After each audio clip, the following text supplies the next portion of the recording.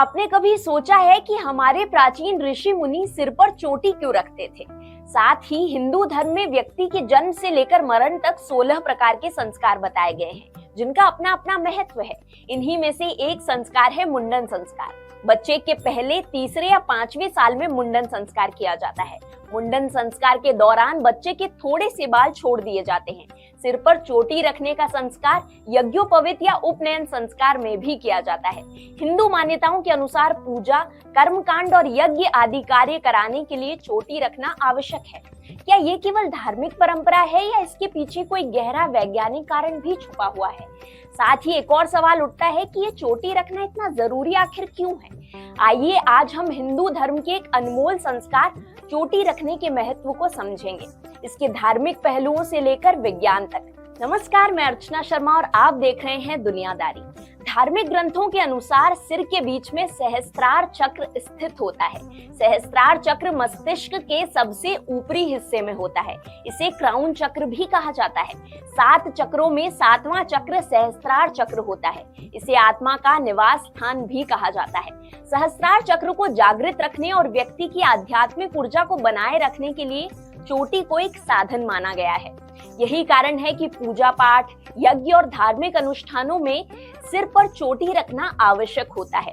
बिना चोटी के पूजा को अधूरा माना गया है।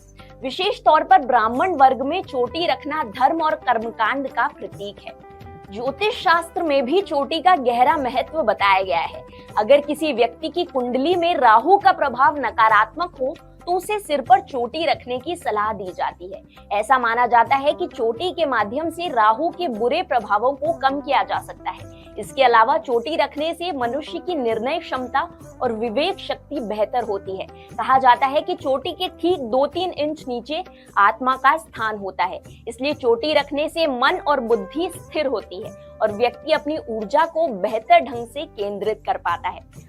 अगर आप सोच रहे हैं कि ये केवल धर्म या परंपरा का हिस्सा है तो रुकिए, इसके पीछे की साइंस सुनकर आप हैरान रह जाएंगे।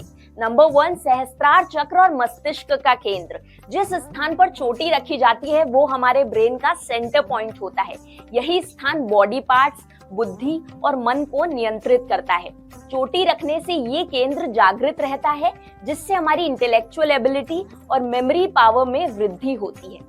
नंबर 2, सुषुम्ना नाड़ी का संबंध। चोटी के ठीक नीचे सुषुम्ना नाड़ी होती है। ये नाड़ी हमारी बॉडी की मेजर एनर्जी स्ट्रीम, इडा और पिंगला के बैलेंस को मेंटेन करती है। इस बैलेंस के कारण व्यक्ति की मेंटल और फिजिकल हेल्थ बेहतर होती है। Number 3, regulating brain temperature. चोटी रखने से सिर का वो भाग ढक जाता है जो सबसे ज्यादा सेंसिटिव होता है। ये ब्रेन के टेम्परेचर को रेगुलेट करता है और आउटसाइड एनवायरनमेंट से आने वाली इलेक्ट्रोमैग्नेटिक वेव्स को बैलेंस करने में मदद करता है। नंबर 4 है इंटेलेक्चुअल डेवलपमेंट, यानी कि बौद्धिक विकास। साइंटिस्ट ये भी मानते हैं कि सिर के जिस हिस्से पर चोटी होती है वो ब्रेन की इंटेलेक्चुअल एक्टिविटीज को कंट्रोल करता है। चोटी के कारण उस एरिया पर हल्का दबाव रहता है, जिससे ब्लड सर्कुलेशन बेहतर होता है और ब्रेन की फंक्शनिंग स्मूथ रहती है। योगा और प्राणायाम में सहायता। चोटी रखने वाले लोग योगा और प्राणायाम जैसी गतिविधियों में एफिशिएंट माने जाते हैं।